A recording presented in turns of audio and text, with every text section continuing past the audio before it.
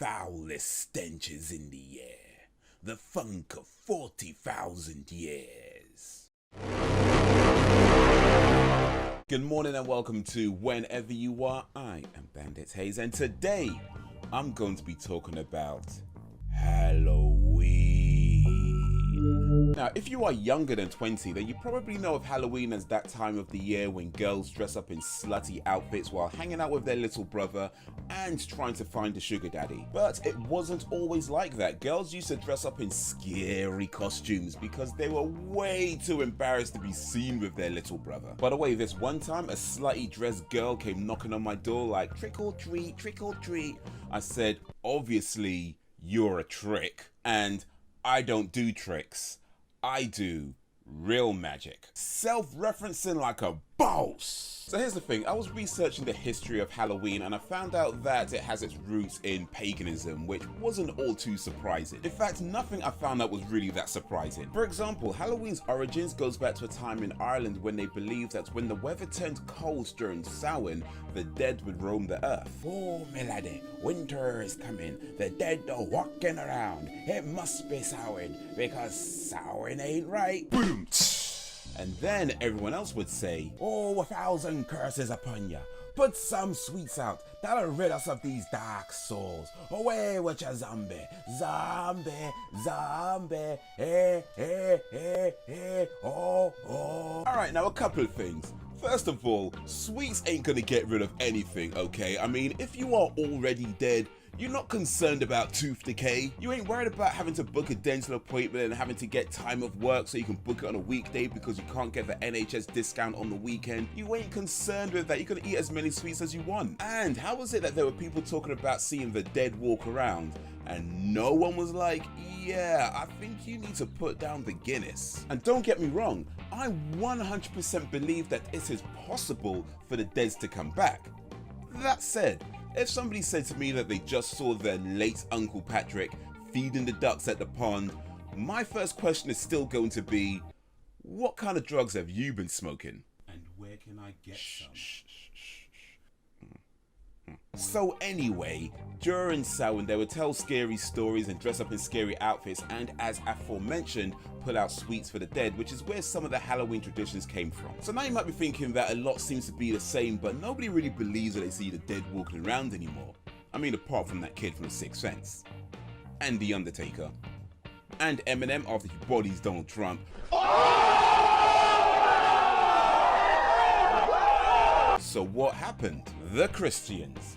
That's what happened. The Christians turned up in Ireland, saw all the pagans and their wicked ways and were like, yo, we got to save these people, man. Tell them about the good word. Word? Word. But the pagans weren't having it. They were like, we're fine as we are, thank you very much. Come on now, Uncle Patrick, it's your move. But the Christians wouldn't leave it alone. These people believe that the dead can walk the earth.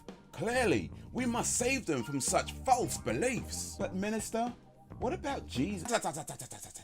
That would be an ecumenical matter. And if you got that reference, put it in the comments. So anyway, time went on. Bit by bit, the Christians introduced different things like All Hallows Day, and since Samhain was the day before, that became known as All Hallows Evening, then eventually All Hallows Eve, and then eventually Halloween. So the next time some delinquent trashes your house, just know that it is entirely the fault of ancient Christians. So that's a little bit about Halloween history. Let me talk now a little bit about Halloween modern. Because even during my lifetime, Halloween has changed a lot. Now, when I was a kid, I mean, look, I grew up in Northwest London, okay? Ain't nobody trick-or-treating in Northwest London. Ain't nobody trick-or-treating in North Wheezy. Ain't nobody trick-or-treating in N-Dubs, H-Town, represent. I mean, it don't really mean much anymore these days because it's really gentrified, but you know, still.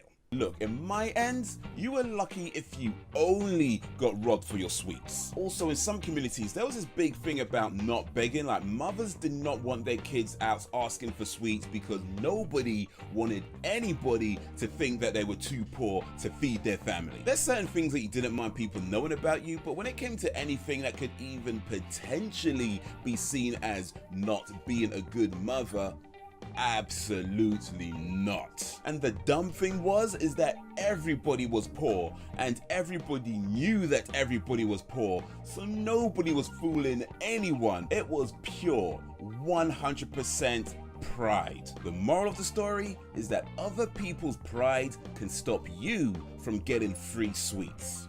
And depending on where you live, it can also stop you from getting kidnapped, raped, and or murdered. So, you kind of got to balance it out, really. And by the way, I said mothers because it was mostly mothers. Most dads didn't really care about that sort of stuff. In fact, let me know in the comments if you can relate to this. Like if there was a time where your mother got mad at you and she said something like, what would my friends think? If you brought home food or sweets or whatever, mother would ask, nay, demands to know where you got it from, who you got it from, where do they live, what school they go to, what's their phone number, passport ID, what's their blood type, and it better not be AB negative. About to whoop somebody ass talking about AB negative. Shit. Now fathers, they kind of want to know all that stuff too, but only after they've eaten. You see, the thing is, both parents think that you stole it, but Dad's figured out that if he knows that you stole it before he eats it, he can't eat it. But if he eats it before he knows you stole it, then it's, oh no, it's too late to return it now. These days though, there is a lot less stigma around trick-or-treating, and it's also a lot less restrictions on costumes. Like, you don't have to dress up as a creature of the night anymore, or a lady of the night. These days, you can wear whatever you want.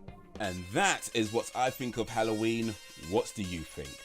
Michael Myers or Mike Myers?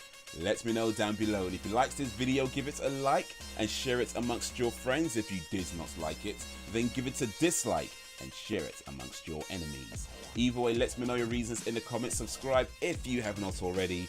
Thank you for watching, and until whenever, if ever, I'm not like other guys. Just ate 20 donuts and then ran for the bus, eyes all glazed over like I'm just saying, if she don't enjoy stuffing large pieces of meat in her mouth, then boy, I don't think this is gonna work. And that's why I think the best mukbangs to watch are fat girls, because fat girls